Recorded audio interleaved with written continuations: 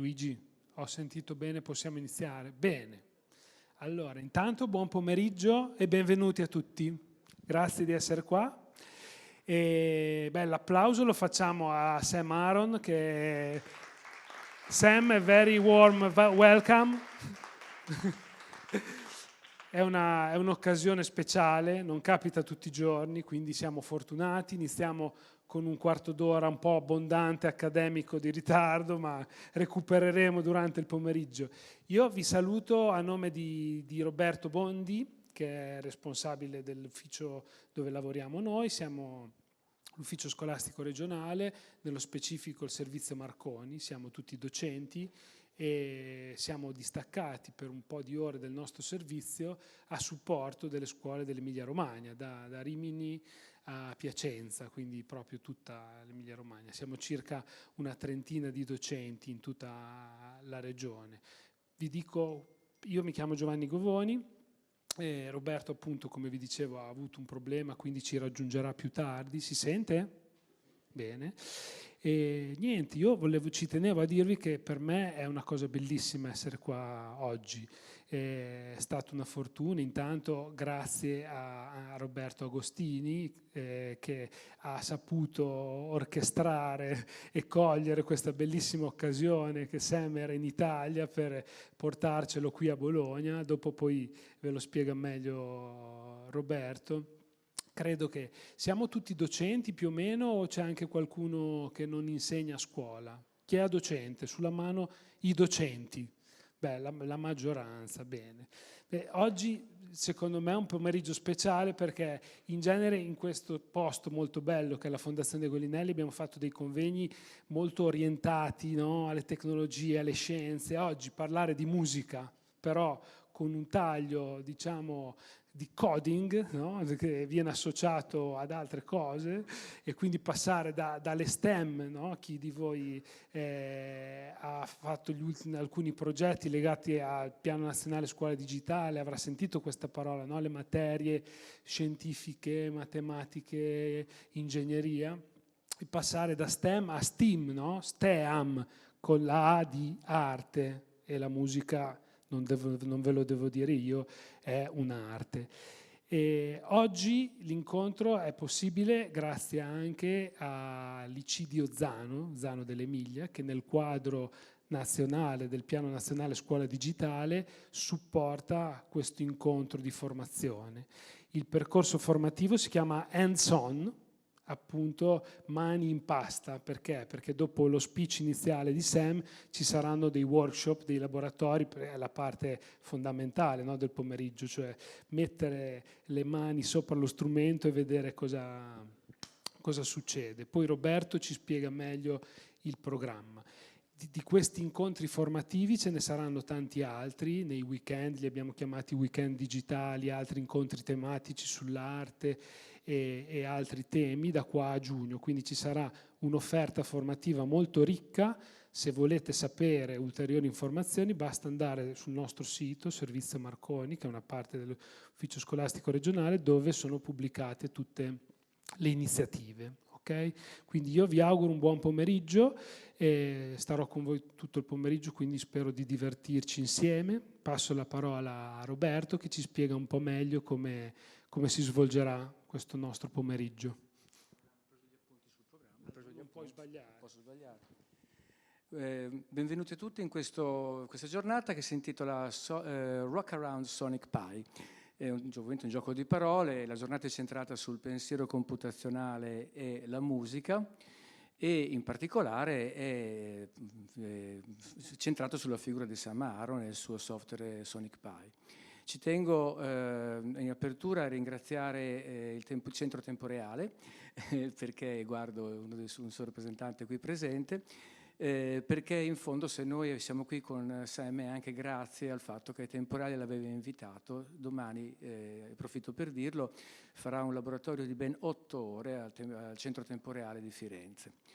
E detto questo, Sam Aaron è io lo definirei anzitutto un musicista che suona però in un modo un po' particolare, non utilizza strumenti musicali tradizionali, non utilizza per scrivere la notazione musicale, utilizza un altro codice, utilizza il codice che ha sviluppato lui stesso in un programma che si chiama Sonic Pi. È un musicista la cui produzione musicale ha mostrato molto bene ieri sera, ha fatto una session piuttosto ben riuscita in cui ci ha fatto capire che questo modo di fare musica non è un giochino come qualcuno potrebbe magari pensare, ma è un modo serio e ricco di, secondo me, anche di potenzialità per l'arte musicale. Però noi siamo qui soprattutto perché Sam ha anche un secondo tipo di vocazione, che è la vocazione all'educazione, perché Sonic Pi nasce anzitutto come un software dedicato all'apprendimento della musica e del pensiero computazionale nelle scuole.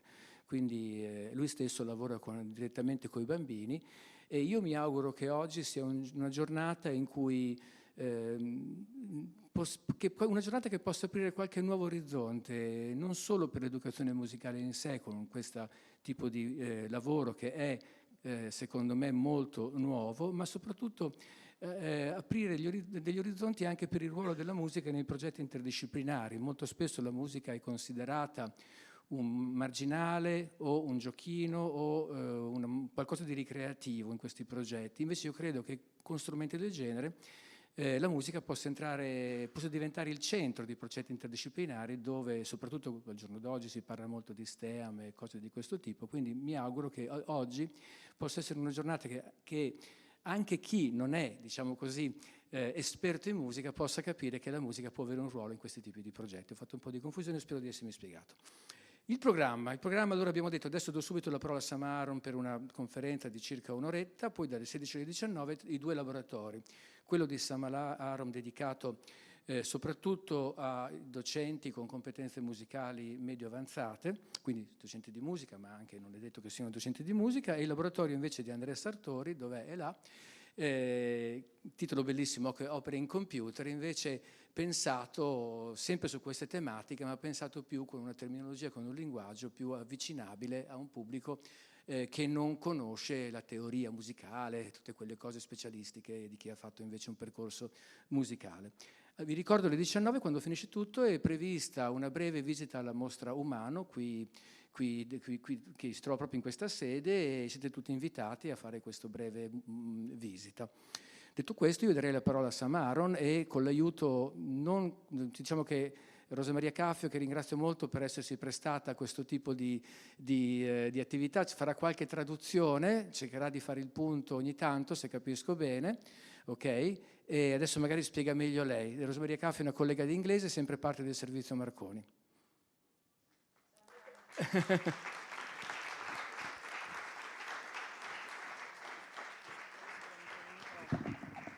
Buonasera a tutti. Allora, abbiamo pensato di non fare una traduzione consecutiva letterale. Intanto vi chiedo, quanti di voi sanno l'inglese?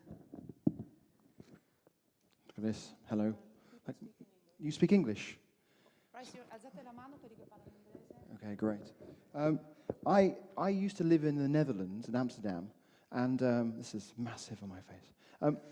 And I learnt to understand some Dutch, but not speak it so well. So maybe you might be able to understand my words, but if you have questions, then maybe you want to give them in Italian, and they can be translated.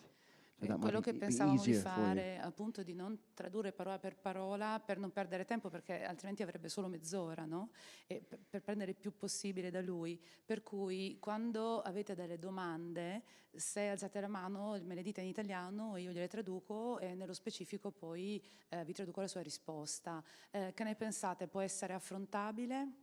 Possiamo fare così? Oppure se avete qualche concetto che volete approfondire, allo stesso modo alzate la mano e vediamo di approfondire con lui. Va bene? Allora, buon workshop. Anzi, non buon workshop, buona talk. Lovely.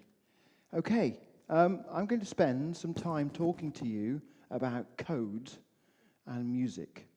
Now, how many of you here are programmers? Okay, right. You think that. So let's look at this. So go to YouTube. Recipe lasagna.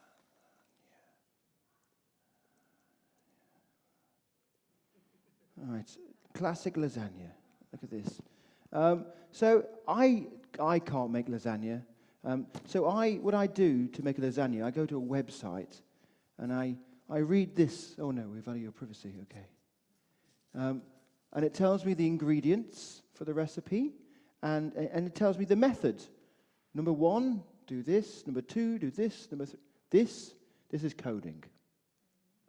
Right? If you can follow a recipe, and you know, if you follow it exactly, you get a lasagna. If you do something different, you might get not a lasagna, you know, cake maybe.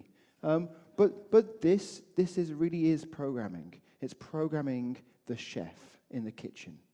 And if you can follow a series of instructions, then you are the computer. And if you can write the instructions, if you share your recipe with a friend, then you are a programmer, right? The only difference of the programming you think I'm talking about is this computer thing, right? This crazy object here. Now, this is a new object for humanity. It's very recent. We've been cooking for many, many, many, many, many, many, many years. We don't have a computer for many years. But that's the only difference. This is what programming is. It's a description. And in music, we've been programming music for hundreds of years, if not more. Let's look at this. So if I go on this website here,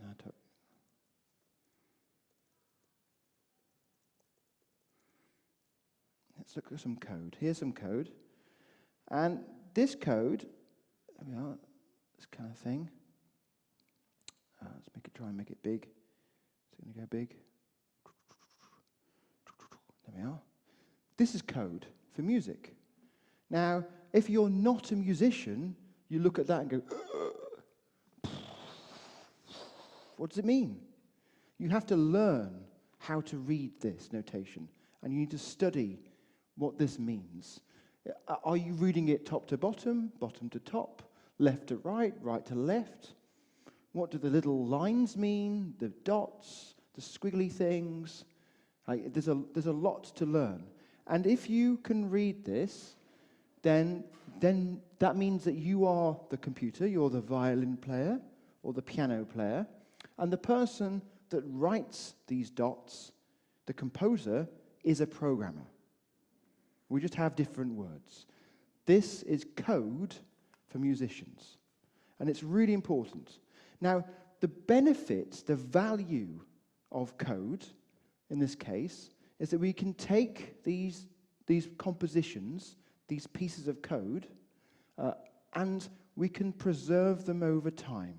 So the original composer, the original programmer, may have long since died and no longer here, but we can still take his or her work and recreate it because we have the recipe. Just like the beautiful lasagna recipe, the person who created that recipe may have died, but still that lasagna can be created in 100 years, 200 years, 1,000 years. This is code. Does that make sense? Just to try and make you understand that it's not something new. It's something we've been doing for many, many, many hundreds of years. And before this notation was created, it was created by monks in very religious situations. They were transcribing their religious texts. Music was typically shared through word of mouth, through observation and copying and seeing and imitation. And here, when this notation was created, you can imagine many musicians saying, that's not music. That's only for religious people, only for monks. We real musicians in the street, we don't need this notation. And you don't, but it's also very useful. Today, in 2020, we look at that and go, that's real music. We've changed as a society. But when we look at code, like computer code, as I'll show you in a moment, and I have been to many schools, most in the UK, but all over Europe and the world, in Australia and America, and I often get from music, how many here are music teachers? Okay, right, so I'm specifically talking to you. But you're here, so you probably have a very open mind.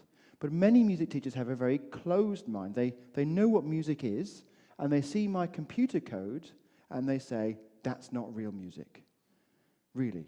I had a conversation, actually, with a head of music from the school, and he was told by one of his friends that I was interesting to talk to. So we sat down, and I showed him what I'm about to show you. And he said, that's not music. I said, what do you mean? And he said, well, can it do bellissimo, something in Italian?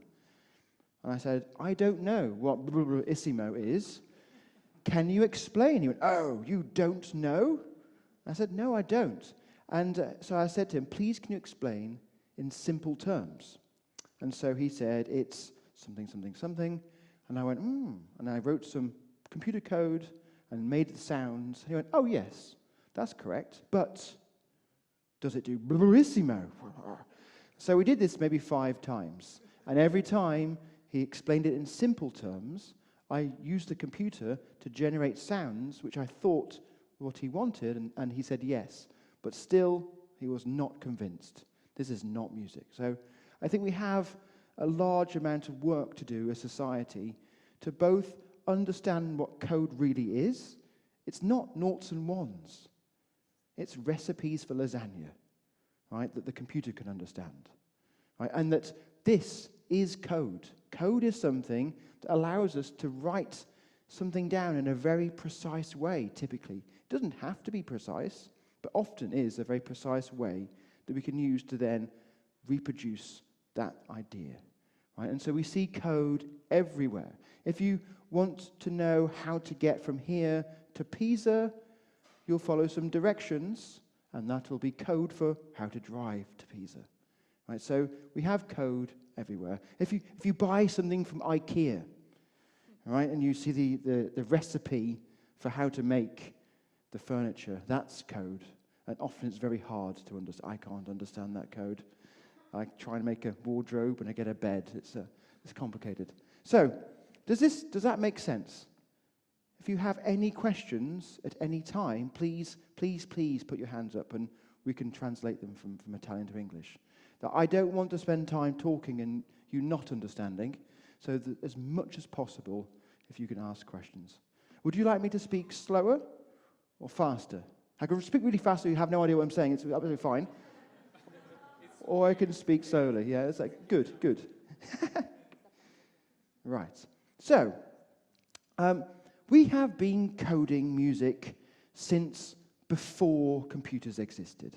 So let's look at one of the first ever programmers. So this is a picture of, we didn't have cameras, so they didn't exist. This is Ada Lovelace. She worked with Charles Babbage, and Charles Babbage was building the first kind of computer, the difference engine, this kind of thing. Here's one in London. Right, so this is a big, massive machine. Oh, it's like phantom pictures. Look at that. And you turn the handle round, and all the wheels turned round, and ping, the number came out, which was the solution. So it was trying to replace people having to do lots of hard mathematical problems, equations, and this would help to solve those equations. And it's kind of the first kind of computer, but it only did very basic things, basic mathematical equations. And Ada was working with Charles as they were building this together. Ada was really the very smart one, but because she was a woman, no one really listened to her, right, in society. Annoying. But she was able to really look at that thing and imagine what it could do beyond what it already did. And let's see if we can find the quote. Ada Lovelace, music. And she said, let's find a quote. I should remember it off by heart. Quotes by Ada Lovelace.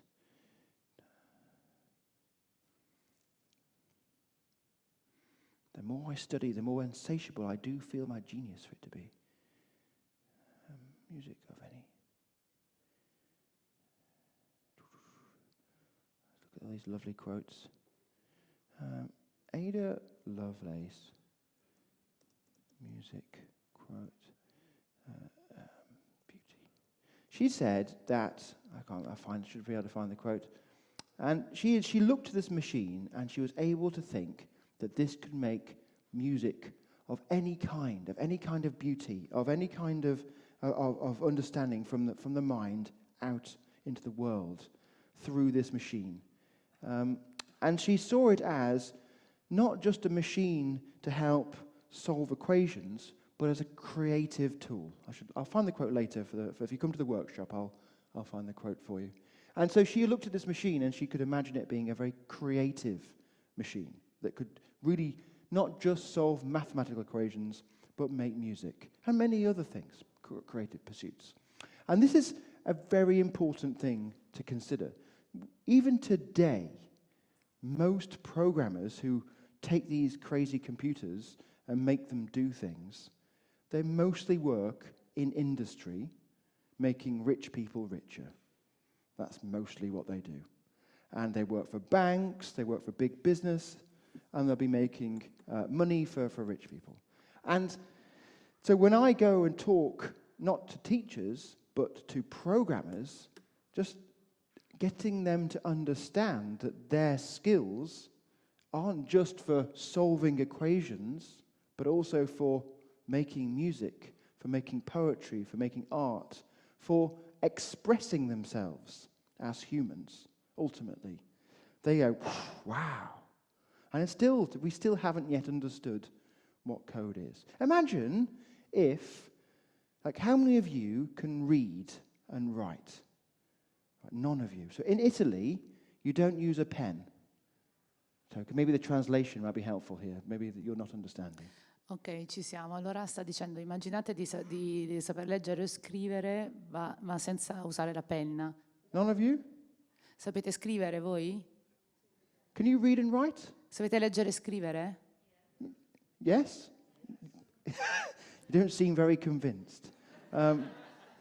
Now, imagine if the only allowed use of reading and writing was to make legal documents. Immaginate di dover leggere e scrivere in modo consentito soltanto documenti legali, quindi, ok? Would that be a nice world? Cosa succederebbe? Would you feel like you could express yourself as a human? Sentireste di potervi esprimere? No. So today's programmers are like that. I programmi di oggi sono così. And the people who can't program are like the people who can't read and write. E chi non sa programmare in realtà è come se non sapesse leggere e scrivere. So we have to learn more. It's not to say Dobbiamo imparare di più.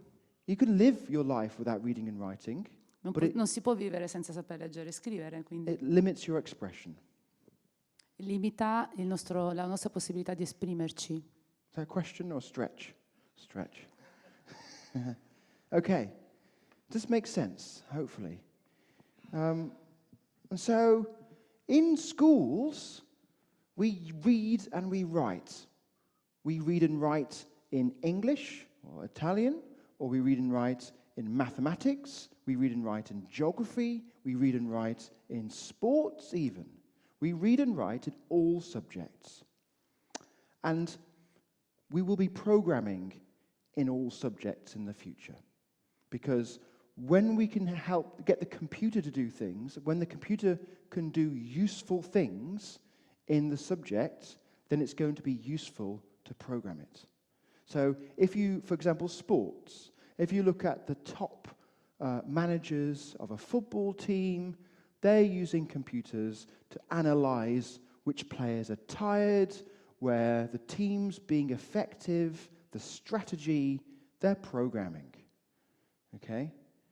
If you're working in science and you're working in these labs, then you will be using computers to model the kinds of things you might try out before you try it out to see if it's a good idea or a bad idea. You're programming. And so it's not that programming is important just because it's a thing. It's when it allows you to do new things that it becomes very useful. And so what I've been looking at is using programming to make music, mainly because I love making music, so that's personal, yeah, that's lovely. But also, computers haven't really been focused on the kinds of challenges that music really makes important. Because typically, programming is very much something you do for a long time in a studio or in your office, and then you have your program and you run it. So you might spend a lot of time creating your recipe, tuning your recipe, making the recipe perfect. You write it in the book, and you publish the book, and then people can copy it. Whereas a lot of music is made live. You have a musician who comes and plays the guitar in front of you. And that, to me, is an interesting thing, where the musician can see the audience is loving their stuff, so they carry on, or they're not liking their stuff, so they will change to something else. And so they can be reactive, and they can improvise. And programming doesn't really have much improvisation. And so music really is a great context for exploring improvisation. And also, typically, a program might take a year to write, or 5 years to write, which is great. If you want to look at the programs which make aeroplanes fly, they may have taken 15 years to write. And so that's great. But what about programs that take 20 seconds to write, right? And if I'm going to perform music, I don't have 5 years. You're not going to wait 5 years for me to make a sound. Right? You want the music now. And if it took another year to change it, you'd have all gone home. You'd all gone to the toilet, at least. So I think that music really makes us ask new questions about programs, and also, hopefully, allows us to share, as some programmers, to share with people who are yet to learn to program, what programming can be, in that it's not just a tool for solving complicated equations. It's also a tool for, as humans, to express ourselves. Just like writing and reading is not just a tool for lawyers and legal documents. It's also a tool for poems, for plays, for rap lyrics, for shopping lists, for lots of different things that allow us to be the people that we are. Does this make sense? I'm trying to broaden your perspective of this.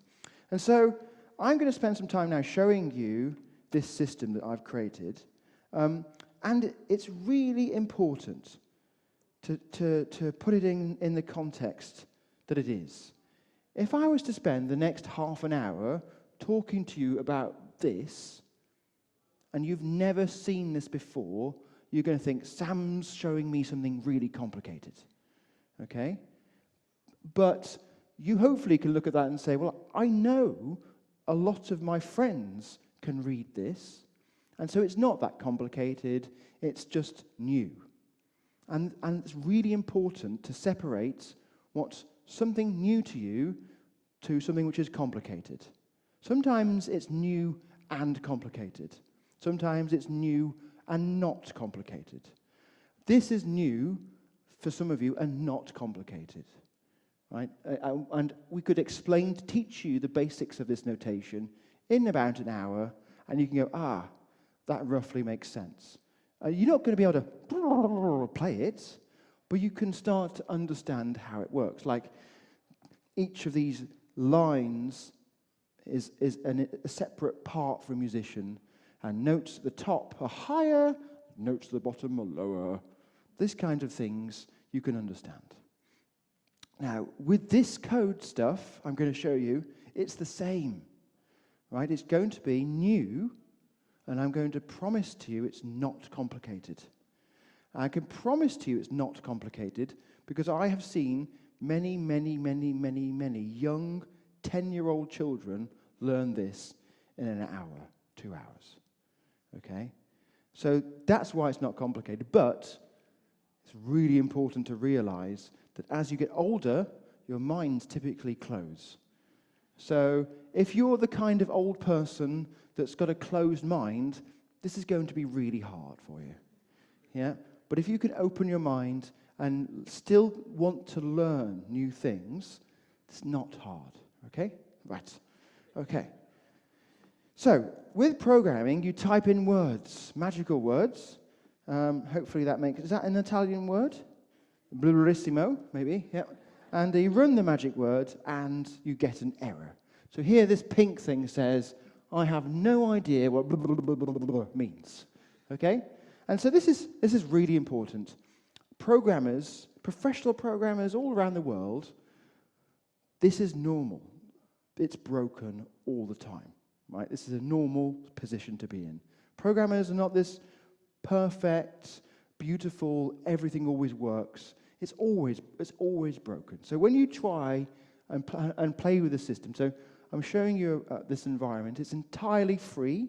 You can download it tonight on your computers, on your Windows computer or on your Macintosh computer, or you can buy a very small Raspberry Pi for 35 euros. You'll see this pink error a lot, and that's entirely fine. I mean, if a musician gave you an empty piece of paper and you just started putting random things, the violin player would go, error, right? So you need to know how to work the notation. So what are the magical words that mean something? So in Sonic Pi, this language, play is one of the magical words. And you also have to give it a number of what to play. And then once you've written that, you press the run button. So I'm going to put my mouse up on the top left there, press the run button, and it's not working because the speakers are not connected. So let's close. So, output, extron, speakers, input, microphone. Let's try again. Fingers crossed. So, there we are. So that is my full program. That's my first program I've written, play 70, and it makes a beep. Okay? It's important to recognize that computers are stupid. So if I don't spell play correctly and run that, there's my pink thing. What does it mean? So you have to be precise, because computers aren't clever enough to understand what you meant. So, no, it doesn't make sense. Play 70, makes a beep, lovely. Now, so I can turn this volume up a little bit. There we are. Now, what does this number mean? So numbers are really nice things, right? They can go up and they can go down. And if we find things in the real world that can go up and down, we use numbers to represent them. So how high am I? How long are my arms? How big is the building? And in music, one thing you can measure is how high the note is or how low the note is.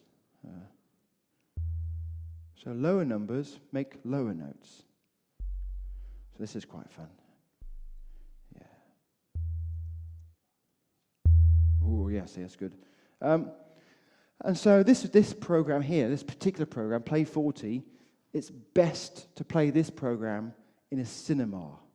So when I was in the Netherlands teaching some programmers, they were sitting in a big cinema, really, really big speakers.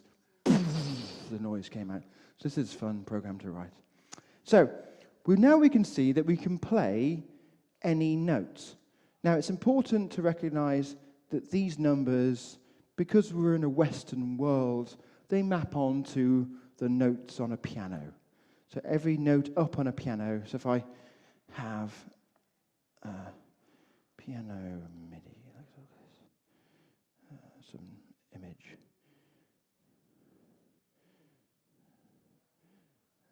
I want the one with numbers on. No. Numbers. There we are. this kind of thing. So you can see how, can't work.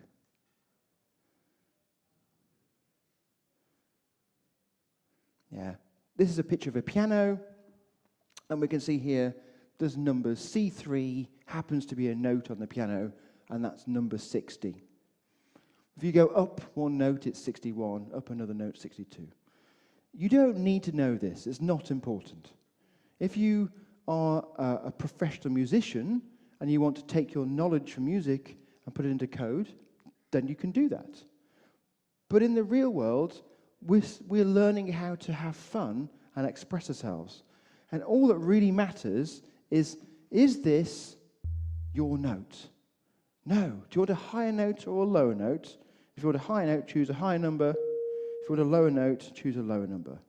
And just keep changing it until you go, that's nice. Okay? If you think, that's only piano notes, when I play a violin, I can slide the note up and down and go, woo, whereas the piano can go, bom, bom, bom, bom, bom, bom. So here you can see easily that it's going up little bits. So I can, if I want to, I can be clever and use fractional numbers, which are numbers in between. And so I really can play any note if I want to. So I just need to know what number it is I can play. If you stick to the big numbers, that's nice and easy. Now, so I can play a note. Let's play a melody. So I'm going to play 2 notes. Now, this is important. When you're learning Sonic Pi, the system, it's important to look at the code and try and imagine what it might sound like, okay, before you hear it. So let's look at this code. 70 and then 75. 75 is higher than 70. So maybe it goes bong, bong, perhaps. Let's listen to what it sounds like. Play them at the same time. Now, there's 2 things to recognize. The first is a really important aspect of computers is that they are incredibly fast. Really, really fast. So, although it's 70 and then 75, it's so fast you can't hear the difference. Like when you're seeing people sprinting at the Olympics and you don't know who won, and you have to pause and look at the camera and to see whose nose is slightly ahead of the other person's nose, you would be able to see that 70 is slightly ahead of 75, but you can't hear that. So that's a really important thing to know about computers, is if you can get them to do something, they'll do it so fast you can't believe it. In the time it takes you to blink your eye, they can do billions of things. It's incredible, it's incredible. So if we want to make a melody, we need one more command, and that's sleep. Tell the computer to go to sleep. So play note 70, go to sleep for a second, and then play note 75. So, there we go, melody. So at this point, when you've learnt these 2 commands, you now understand how to code pretty much any melody you have ever heard in your life. All of Bach, all of Beethoven, all of Daft Punk's melodies, with these 2 commands, you can recreate. This is important, right? It's not going to sound beautiful like a violin, but the basics are there. And if you give this to children, they go crazy. It's lovely. I gave it to my niece when she was 6, and she wrote 80 lines. Play, sleep, play, sleep, play, sleep, play, sleep, play, sleep. I said, that's amazing. She said, I have not finished. And she was carrying on writing more code. So this is the starting point. Now, what's really important to point out is that once you've got something like this, that's nice, but really, the benefit of what I'm doing is more clear if I show you this. Jamie Oliver randomly on the screen. So I go back in the past. This is my Instagram feed. Actually, that's pretty cool. But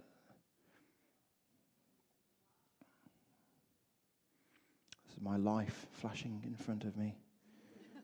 Where are we? We're going to Germany. That's Estonia. But that's Amsterdam. And then that's Bristol. That's Amsterdam again. We're almost there. Here. There we go. So, this is a picture of me, actually, performing on a stage, doing electronic music. Isn't electronic music great? It's so great that when you see electronic performers, you have no idea what they're doing. Am I reading my emails? Could be. It could be reading my emails. You can't tell. There's lights, really cool lights, but I could be like doing an Excel spreadsheet. Yep. And so I think this is a problem of electronic music, that you don't know what they're doing. If this was a rock band, like Foo Fighters or something, yeah, and you see an image of the Foo Fighters live, you know what they're doing. Let's go for Jimi Hendrix. Always more fun to look at Jimi Hendrix. And there he is, Jimmy. And Jimmy has got this really cool clothing, and what is that? What is that thing? What's this? That there? Is it a medallion? A wooden medallion that he's wearing? Like, if you've never seen a guitar before, like you've never seen a guitar, and then there's a man making crazy sounds with a wooden medallion, like a necklace, yeah? How are you going to understand what's happening if you've never seen a guitar? Now, luckily, you all have seen a guitar, I think, and you've probably all touched a guitar. And you've held one, and you've gone plinky, plinky, plink, and go, ooh, that's not for me. Right? Or some of you may be very good at a guitar, but you've all touched one. You've all got friends who play a guitar. And so you can look at this and see, I know what he's doing. I understand how the sounds are being made. I can't do it myself, therefore, I can see the virtuosity, the brilliance of Jimmy. And he can do something I can't. But I have fingers, I have arms, I've held a guitar, so I can appreciate his virtuosity. It's amazing. So, where's the picture of me gone? There. What am I doing? This is a problem. It's a real problem. And so, often, electronic artists will have a big screen with crazy visuals, flashing images that look cool. So, obviously, I had the same, just to make it fun. So here's my big screen. It's the size of a house, huge screen, flashing lights, yeah, big party, okay? But the important difference is that my screen was the code I was writing. So if you understood that code, like if you can read a recipe, you could follow what I was doing and understand. And to me, this is exciting. It's exciting mostly from a didactic perspective, from that of teaching, because the audience can learn in the audience. And they can go home, they can take those learnings, and they can try it themselves. And they can pass it on, and pass it on, and pass it on. Now, hopefully now, you're starting to understand a little bit about what I'm talking about. But probably, hopefully, you can imagine there's a big gap. So on one hand, I'm saying, you can code music. On the other hand, I'm saying, I've coded music on a stage, okay? And people are dancing in a big festival. But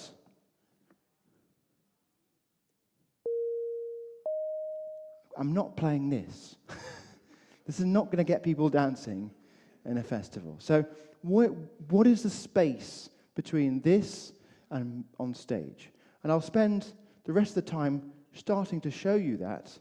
But it's important to realize that there's this code here, this very simple code, which is all of Western notation pretty much, is just the starting point. It's just the very beginning. And we can really take this code and make it really, really, really exciting in many different directions. So, for example, in Canada, there was a lady who took the code I'm going to show you, and she wrote an opera. In India, there's a lady, and she turned the code into traditional Indian music with tabla drums. In Israel, there's a lady, she's playing with an accordion, and she's singing, and she's putting it all through the code, and she's manipulating her voice, and manipulating the accordion, and playing rhythms at the same time.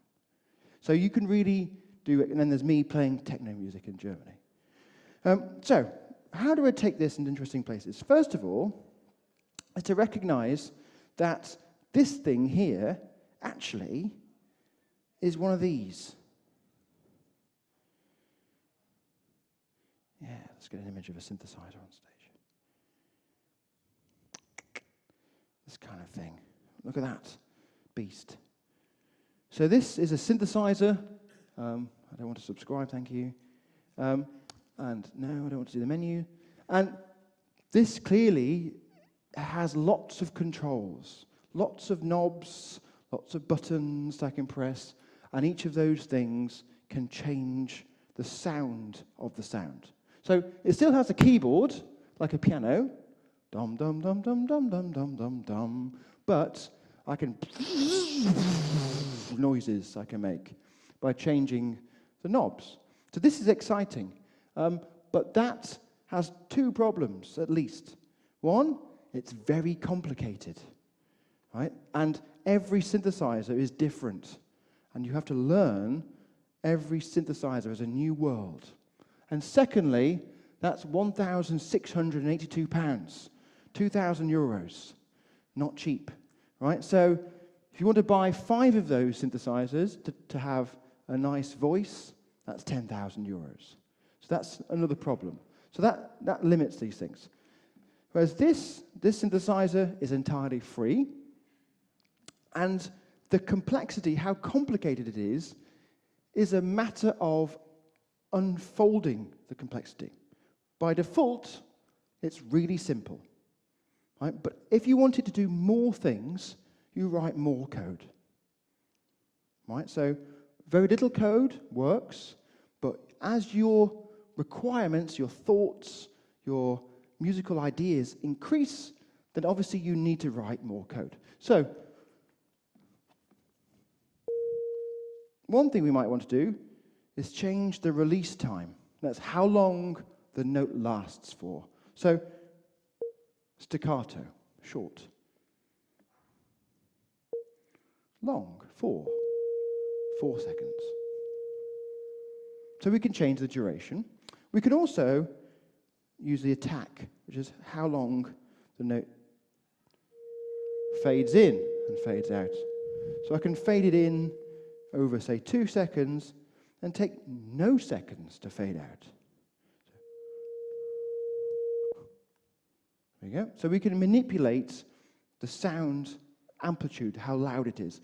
And that's like having the volume going whoop, like this. But the computer's doing it.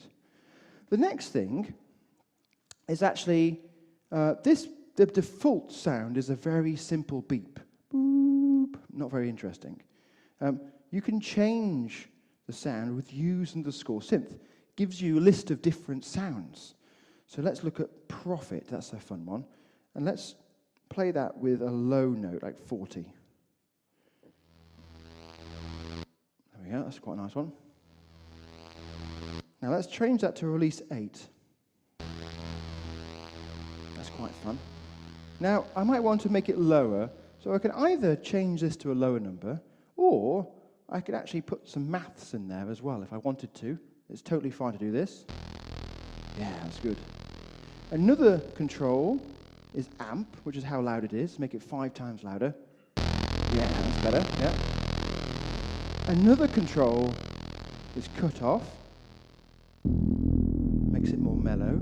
Like, you don't need to learn these things now. You can just see that as my thoughts about what I want it to be change, I need to write some more code, right? So it just gives you more power.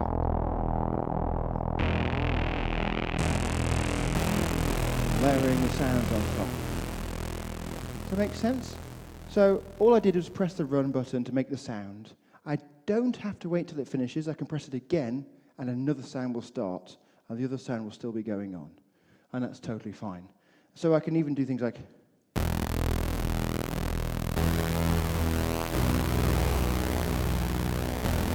play them all at the same time, yeah? So at this point, if you're into crazy music genres, we can do drone music. Music which lasts for a very long time by putting release 8,000. It's going to go on for a very long time, and you can layer the sounds together to make a big wall of noise. Totally fine. Okay, so there we go. And of course you can change these sounds. So let's have a look at SAW or FM.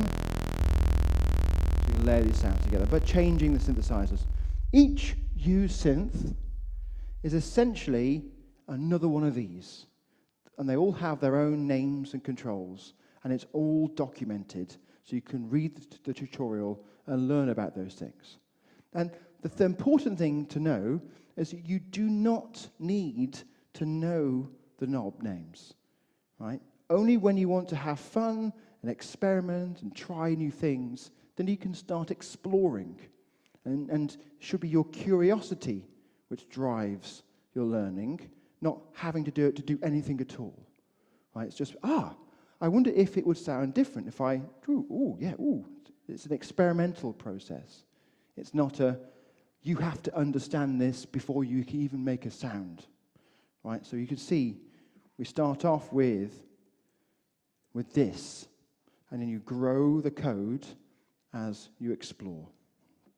Now, another important way of making sounds in today's music, because this code is not just about reproducing Bach and Beethoven, which you can do. This is about reproducing Daft Punk, right? And the music, who are the Bach and Beethoven of today, right? And where is this notation for Bach, for Daft Punk, or Aphex Twin, or for any modern piece? There is no notation. We've lost it, right? So we need this code allows us to start to capture these things.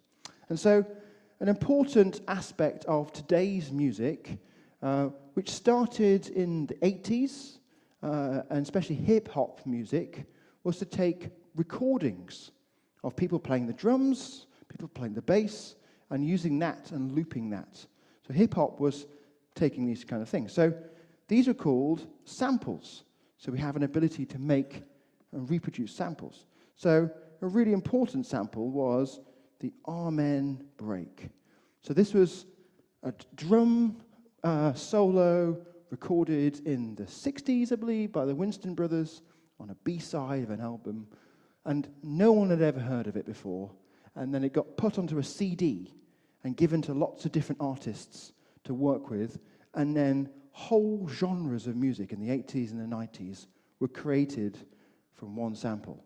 What do I mean? Well, you'll all know this sound. Play it loud. All right, we can start to understand that. We first met it, really, in the mid-80s when Dr. Dre, who's now famous for headphones, he took this sample and he used one of the machines at the time to play it slowly and then rapped on top. So in NWA, straight out of Compton, this sample's used and played at rate 0.5. What does that mean? So rate 1 is like me walking at normal speed, yeah? Rate 0.5 is me walking at half speed. So if I play the music at half speed, you'll hear it playing. Now we can imagine rapping on top. Now, what was really funny is about I don't know, 15 years later in London, people went, let's try it faster. So if I'm walking faster, can you imagine what that's going to sound like? Yeah? And here we go. Yeah, we've all heard that sound. So this, this is jungle music and gabba music, and we can make it fast like this. You can also do things like this. What do you think this is going to do? Really slow. Well, back in time, yeah, because actually, if I'm going at rate 1, that's normal speed. This is half speed. This is a quarter speed. This is an eighth speed. So we're getting close to 0. When we start to go minus, that's walking backwards. Yeah, so we can play the sound backwards. Let's hear what it sounds backwards. Yeah, that's pretty cool. Half speed backwards. Yeah, it's fun. Or we can like make a horror film, like play it really slowly backwards and yeah. Now, you can do this with any sound. Yes. What about if you want to change the speed, but you don't want to change the pitch? Oh, that's a very good question. You can't do this with the system. So his question was, if I wanted to change how fast it goes, but keep it playing at the same pitch, how do I do that? I asked, so one of the people I met on my journeys, let's go to my Instagram feed. No, I didn't meet Ada. I'd love to have met Ada. Or Jimmy. Didn't meet Jimmy. Oh, where's Mike? There. Here. The man on the left, this lady, Dorrit Chrysler, she plays the theremin. She's amazing. And this guy on the right here is Gerhard Bales, a German guy, and he created a piece of software called Ableton Live. You might have heard of this software. It's the piece of software most DJs use to perform. So I had lunch with this guy, and I asked him, how do you create the software technique that allows you to stretch a sample, but it not go lower or higher? And he said, we hire a whole company just for that technique. So it costs him millions of pounds to do that. And that Sonic Pi is free and open source. So when somebody's made that technique available to humankind for free, then I'll put it in Sonic Pi. So I think there's a big difference. If it's commercial, it's restricted. We can only do it if we pay the money. So yes, it's a really good idea, but it's not there yet. Right. So, but there's other techniques which were fun. So in the 90s, people took this sample and said, well, that's fun. We can stretch it, we can shrink it, we can reverse it. But what about chopping it up into pieces and reordering the pieces? Like if I had a newspaper, I could chop the words out and reorder them and make a different story. And so people did this, but it took them a very long time with special computer scissors chopping the samples up. So I thought it'd be really nice to allow this to be possible with the system. And so the onset option lets you, let's start with 1, pick every different drum by bringing this number up. Right, so I can just say, give me the 4th drum, or the 7th drum, or the 9th drum. So that's pretty nice. Now, this is really fun when you combine it with a loop. I'm going to sleep for a short amount of time. Now, this is another structure. So in programming, we have lots of different structures that we can use. These are all very similar, like in a musical structure, to say, repeat, repeat, repeat, repeat. So loop just says, do everything between do and end forever, right? So take that sample, find the 7th drum, play it, wait for 0.125 seconds, like an eighth of a second, and then repeat. So we can hear that now. There we go, that's pretty fun. Or let's play the 5th one, or the 9th one, yeah, or the 10th one. Or choose a random drum. So take the drums, don't just play the 7th one, play the 9th one, then the 3rd one, then the 2nd one, and the 5th one, and the 11th one, and just do this.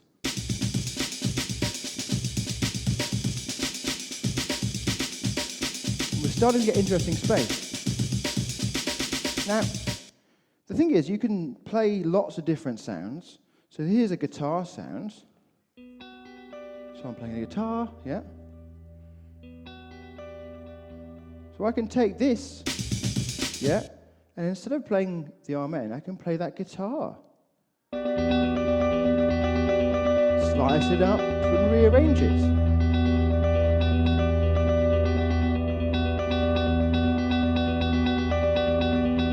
You can do it with any sound. It's lovely. Now, what was really interesting is if I go to a school, and you'll see this in the workshop later, children get this after a couple of hours, no problem at all, loop. Right, so they'll go, okay, I've got my lovely loop of guitars. Right, I'm also going to, let's delete this, and I'm going to create another loop. And it's going to have a sample bass drum. And I'm going to wait for half a beat. Kick drum, right? So now I've got one that's not loud enough, so let's make it a bit louder. All right, great. Okay, so I always found this really interesting. In the classroom, kids would write this straight away. I want to play the drums at the same time as the guitar. Now you take a photo of this, recognize this is not going to work. So the photo is not going to work. And I found this really interesting. So they would write this code, they would run the code. Where are the guitars? So, and they would put their hands up and they would say, teacher, why can't I hear the drums and the guitars? And this is because computers are stupid and they'll follow your instructions very precisely. And the instruction is, loop, forever, play the drum, and the drum, and the drum, and the drum. And it never, ever, ever gets down here. So we're just looping this code forever. And once we've finished looping this code, then we'll get to the next code. But because it asks us to loop forever, we never finish forever. You can never finish forever. So the children would put their hands up and say, can I do drums at the same time as the guitar? And you look and go, well, yes, you can. You need another technique in programming. It's called concurrency. And this is normal in a band. If you want to have some drums at the same time as guitar, you have one person playing the drums and another person playing the guitar at the same time. A band of two people. If you want a singer, normally you'd have a third person. Maybe if you wanted to have a bass player, you'd have a fourth person. And so this is not normal in programming, actually. It's very hard to get computers to do four things at the same time. And so I would ask the teacher would say, is it on the curriculum? And you look and say, nope, it's not. And the teacher would say, no, we can't teach this. And so then I would go to the students and say, I'm terribly sorry. I know that you really want to play the drums at the same time as the guitar, but if you really want to do it, you're going to have to wait till you're 18. Because when you're 18, you can learn how to do it at university, because it's a university level technique. And then obviously the student looks at their phone, looks out of the window, lost them. So my thing was, like, how do I cheat? How do I, as a programmer, make this possible, but the teachers don't know that it's not on the curriculum? Yeah. So loop, never use loop in Sonic Pi, right? Don't ever use it because it doesn't work. So instead, use the live loop. Now live loops, they sound better already, better name, but also they need one more thing. They need the name. So this is Roberto, there we are, and this is Maria. Okay, so we give them names so that we know who's playing. Roberto's playing the drums and Maria's playing the guitar. Yeah, and when I run the code, it works. Right? Yes. So that's great. So the teachers don't know they're teaching university level subject because all on the curriculum is loop for computer science. So tick, loop is good. Oh, you can play 2 loops at the same time? Fine. That's okay. You don't have to teach anything special. There's no extra lesson. You just have to use the live loop, okay? And then there's one more important thing, really important thing, which is when you're playing music on stage, right, you imagine this. Imagine me on stage making this music. Oh, this is great. 'Cause so far, I've run the code, and then I've stopped the code, I've changed it. Let's go and change it to a loop. Amen. And run the code again, and got a different thing, yeah. And maybe stopped it and changed this to have a cutoff of 70. Or this a rate of 2. Right? Have you ever been to a musical concert where the musician keeps stopping all the time to change? It just doesn't work, right? This is very normal for professional programmers, this approach. Write something, try it, stop. Write something else, try it, stop. This is very normal. But as a musician, not normal. What you really want to be able to do is change the numbers, have it change. And it just works. So this is the technique of live coding. Ability to change the codes and not stop the program, and the program sees the new music. And I've seen contemporary pieces of music where you've got musicians who are reading the music, and you steal the music, there's a new one. Okay. Right, so you can totally do that with a real musician by changing the notation in front of them. That's fine. But here, we can do it with the code very easily. And so we're essentially changing the code for the computer. So the next time around the live loop, it sees the new code and does the new instructions. So does that make sense? So at this point, I've really shown you some very complicated university-level computer science, but hopefully not in a way that's going to make you feel, it's just a simple loop that you can play multiple at the same time, and they can change things. What this means, cut off, you can learn these things. It's the same as if you saw one of these, not these, one of those knobs has the word cut off, definitely. You just got to learn that. But then, this is a pretty crazy instrument. Look at that. What do all these knobs do? What does that knob do? That knob do? What does that button do? Like if you've got to learn how to use the instrument. And so this requires you to know where to put your fingers and how to put them. So it's no different to having to know what cutoff means. You know, it's just something to learn.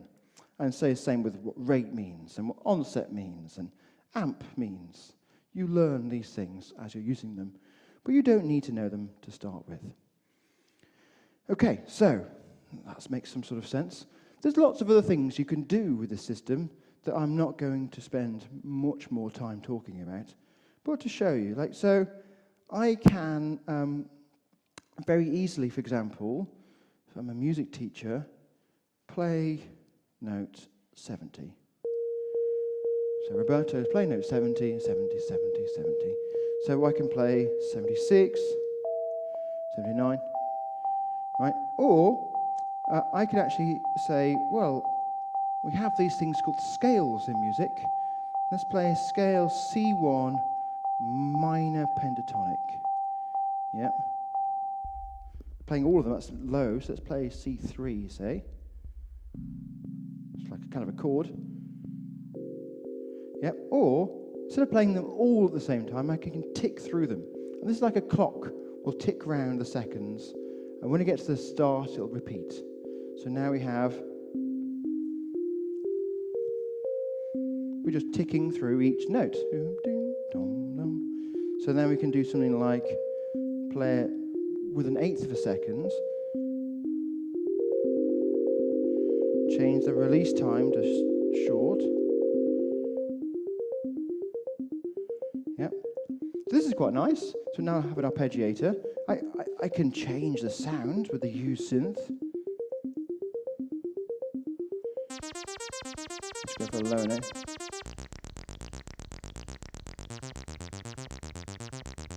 I can have another live loop, which is the bass drum.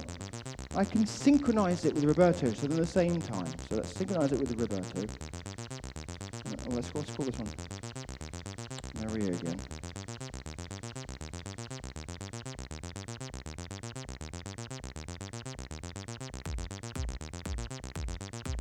Now we've got the kick drum going. So that live loop, Maria is just going donk, donk, donk. That's all Maria's doing. That's her job. All day, playing the kick drum. And Roberto's going do do do do do do. I can make this higher. Now instead of ticking through them, I can pick a random one. So we're getting somewhere interesting. Let me join the bands. I'm going to sync with Maria, and I'm going to play that profit sound. I'm going to play note C1, and I'm going to release it at 8 and play cut off 70, amplitude 5, which gives like 60. C for 8. And we're getting that. So now we have 3 people in our band. Change my cut off to 80.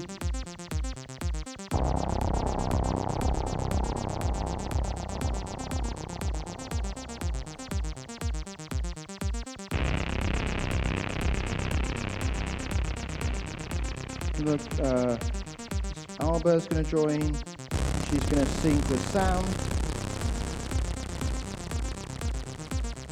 And she's just going to play a drum loop.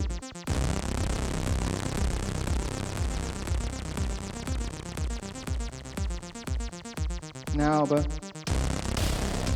we've got some drums.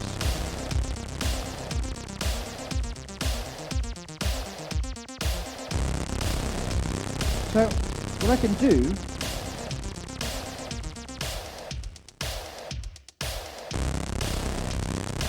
is use this comment thing so that their words have gone grey, which means they're not going to be played. So we now can only hear Alba playing. All the other instruments are silent. So we can silence Alba, right? But they're still playing. You can see here it's ticking around. They're just, their instructions are to do nothing, right? So I can now bring back the bass line.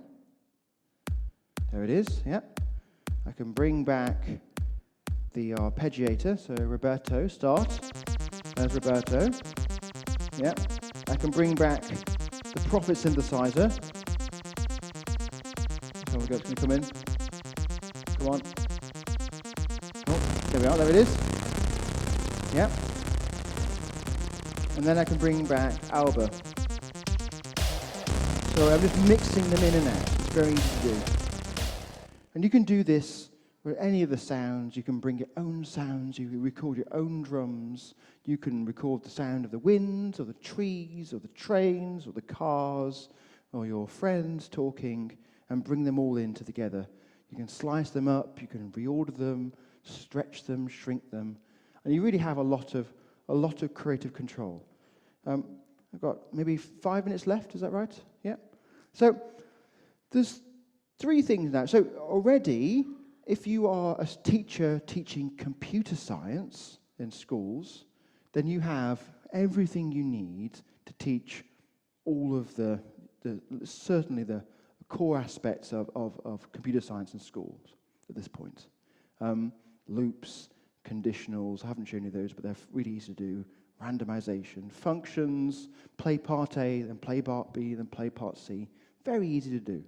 And then if you're a music teacher, you can already start to see now, we can start to recreate the kinds of sounds that we hear on the radio, but with a notation that's the kind of notation that Bach would have gone crazy for. If Bach had this notation, can you imagine the kinds of things he would have done with it? It would have been amazing. And so we can start to do that. But there are a few other things. So if you're in a music studio, let's go back to this. for Roberto. Now, one thing you can obviously do is you can play this lots of times, or let's delete this and just, yeah, or let's go higher as well. Now, instead of playing forever, we can actually just tell the computer, play it 16 times. There we are. So we can use it sort of compositionally. Rather than do it forever, just do it 16 times. Then maybe then sample Lunar Land. There we are. So we can start to make a composition like this. Now, in a studio, a professional music studio, they'll have lots of different tools for changing the sound. One tool is to make the sound as if it's in a really big room, right? And that's called reverb. So in Sonic Pi, you can do that. You just need to say, where does the reverb start with the word do, and where does the reverb end with the word end? Then you just need to say, with effects reverb. And then, just like reverb, pedal, guitar, these kind of reverb pedals, this one's 40 euros. It has like 3 knobs on this one that you can change how big the room is, how much, change the tone in this one, how much mix. In Sonic Pi, we have the room option for the reverb, which is how big the room is. Let's make it really, really big. And now we can... How's it really? Okay. If we don't do this hear that sort of reverberating. We can obviously do different kind of sounds. Let's crush it. Or let's add echo. We can change those qualities of sounds. Now, what I think is really interesting and important is even though we're using randomization, pick a random note from this scale. Every time I press run, it sounds the same. It's making the same choices. This is really important because it means that I can use randomization to make a nice melody, but then I can take the code. You can take a photo of that code, and when you go home, you can write the same code into your computer, and you will hear the same melody, which means now we can start to collaborate. So, can you imagine how hard it would be if when you ran the code on your computer, it would sound different to me? Because we wouldn't know how to then, what's working, what's not working. So in Sonic Pi, the same code always produces the same sounds. It's really an important property. And that was a lot of work, technically, to make the case. So that's really another important thing. So you can add reverb and echo and distortion. We can do things 5 times, 16 times. We can loop forever. We can loop multiple things at the same time. We can change the things as they're playing. And at this point, we have a lot of control. There are 2 more things, which I haven't got the demonstration with me here to show you, but I can just talk about it. Sometimes you do want to use one of these things. If you've got a friend who's got 2,000 euros worth of synthesizer, you want to be able to use it. And so usually these synthesizers have a cable you can plug in the back that talks a protocol called MIDI. MIDI's been around since 1978, and it just allows you to talk between synthesizers. And so instead of playing the notes physically with your fingers, every time you see play, you can change that to MIDI, and when you press run, if your computer is connected to the synthesizer will play for you. So the computer can be the player of any synthesizer just by using the command MIDI. So the command play says, play its own sounds. The command MIDI says, play the sounds of a synthesizer if I'm connected. If I'm connected to 4 synthesizers, it will play them all 4 at the same time. So that's pretty exciting. And you can also specify which synthesizer to play as well. And then the other thing is, sometimes, I work with a guitarist a lot, and they typically have this kind of crazy setup. Let's have a look at these images. Here we are. This kind of thing here, where they've bought lots of these pedals, and they plug the guitar into the first pedal connect to the second pedal, connect to the third pedal, the fourth pedal, fifth, to the speakers, which is great. So you can really change the sound of the guitar through all these pedals. Well, it's the same problem, it's expensive. Each pedal is 100 euros, so 1,000 euros there already. And the second problem is, it never works. Like they all have to have their own power supply, so they're all buzzing, and he's like, oh, why is it not working? And then the third problem is, he might tune it all to sound beautiful, and then shut the case, go home, open it up again, and the knobs have changed their positions, and he's lost the sound. Or he might have the sound great for one song, and for another song, he might want them to be in different values, or he might want to reorder the pedals, because the order of the pedals changes the sound too. So we can't suddenly unplug them, replug them. It's not possible. So there's a lot of problems with this. So first of all, we've seen here that we can... Oh, where's the sound gone? Oh, have I broken it somehow? Oh, I'm using MIDI. It's playing synthesizers that don't exist yet. Right. Brilliant. I can also, so what we're having here is a sound going through the echo effect. I could also pass that through the crush effect. Whoa, lovely. Or the other way around. Notice how that sounded differently. So the ordering of the pedals works. So I can put pedals inside of pedals inside of pedals, and that will create me, and I can have as many as I want. So the equivalent of this would be like lots of these, whatever, like a flanger like this. And each of these lines of code is entirely free, with each of those pedals 100 euros. And then the other thing is that this is changing the sound of the synthesizers. But what happens if I have my guitarist friend, and he has his guitar? He should be able to take the guitar and plug it into the computer. And you can do that. You have a sound card, you plug the guitar into the sound card. And so, really, I want this to be guitar, like this. And this is almost what you have to write. You have to write live audio, right? And that's going to now, if your guitar is plugged into your computer, when you press run, the guitar is going to be passed through flanger, crush, and echo. Just to demonstrate this, on my computer I do not have a guitar, but I do have a microphone. Hello. Hello. I could actually deliver my talk through the microphone. And if I want to add effects, so I'm not very loud.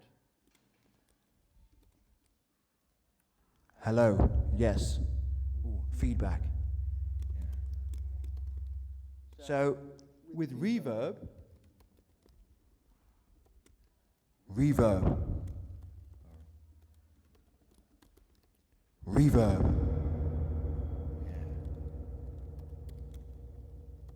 echo and reverb, echo and reverb. You can see easily that being able to take the audio, I've just called it guitar, but you can call it whatever name you want, microphone, or Sam or Steve. I can now take my microphone or my guitar or my electric violin or my synthesizer or anything which produces sound and manipulate it with the code. So this is quite exciting. So now I can make my own melodies. I can make my own beats. I can play the melodies at the same time as the beats. I can also work with external sounds and synthesizers and play those too. And I can get somebody with a microphone singing or rapping someone playing the guitar or the bass guitar or actual synthesizers and bring them all together with the same notation, the same code. Now, can you do that with this? No, you can't. So this is beautiful. This is not going away. This is not something we need to replace. But it's limited. It's very good at producing a way for violin players to be able to play a melody. It's beautiful for that. It's really easy. And you can train people to be able to instantly read and play. That's an amazing thing. But this doesn't do drum loops, doesn't do reverb, doesn't do distortion, doesn't do randomization, it doesn't do guitar effects, it doesn't do live audio, it doesn't do a lot of things. And so there are clear limits to this. And that's why the music of today does not have a notation, because this doesn't work. It doesn't work for most pop music. It doesn't work for crazy electronic music. It doesn't work for even people like Steve Reich, who might see today as a contemporary composer, but was pushing the limits of this notation. And so I think it's really important to recognize that every notation we use is good for some things and bad for other things. This is good for many things and bad for many things. And this notation is good for some things and also bad for some things. But the things it's good for are things that we're yet to really discover. And really, I think there's a lot of potential. And what I'm showing you here is the potential for code for music. But what is it potential for code for mathematics, for code for geography, for code for sports, for code for physics, for code for whatever subjects you teach? There's clearly undiscovered important value from using code to work in the subjects that you teach, that you work in, that will improve the way that you can engage your students, and the kinds of things you can do in the classroom will be massively increased once you discover the benefit of this. So I'm saying this all to say that if this was fun, then you can go home and download and make music tonight, and I hope some of you do. But more importantly, the bigger message, the more important message, is to understand that you're never too old to learn how to code. Right? This is really important, and the benefits you get when you learn are really quite interesting. I remember listening to a lady being interviewed on the radio, and she was 100 years old, 100. And they asked her, "Do you have any regrets?" And she immediately said, "Yes." And the interviewer said to her, "What's your regret?"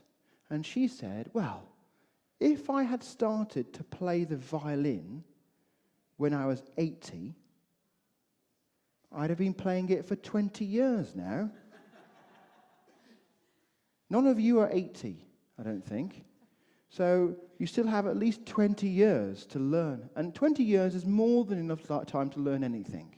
So really don't say no to programming, because it's like saying no to learning how to read and write. They're not the same thing. They're very different things. But there are massive benefits to individuals and to society for learning to read and write. And there are different, but also massive benefits for individuals and society for learning how to code. And when you learn to read and write, you don't learn to be a professional writer. You don't learn to be a professional reader, reading 100 books a day. You learn to do basic writing and basic reading, and this is really valuable. Programming, you don't need to be a professional programmer to be a programmer. You don't need to be a professional chef to be able to bake a nice meal for your friends. Imagine if you all said, "Oh, no, I'm not a professional chef, so I will only go to restaurants to eat. I don't even have a kitchen. I don't need a kitchen because I'm never going to learn to cook, because I'm never going to be a professional cook. And what a shame, what a tragedy that would be. Your life would be worse. You all need to have a kitchen and make some food. It doesn't need to be the best Michelin star food. The same is true for programming. You don't need to be a professional programmer to learn programming, to appreciate the benefits of programming. You can still have those benefits and be an okay programmer, a rubbish, it doesn't matter really. You still can benefit from that. In the same way, if you went to your friend's house and they cooked you a really terrible lasagna, you wouldn't say, no, I'm not eating that lasagna. You'd say, wow, that's really lovely. Yeah? And you'd eat it and you'd have a conversation. The same is true for programming. You don't need to be a professional. You just need to have a go. And the things that you can do, the ways that you can change how you express yourself are fundamentally profound. And as society, we have no idea what those benefits are. We can only see just the start. Thank you very much.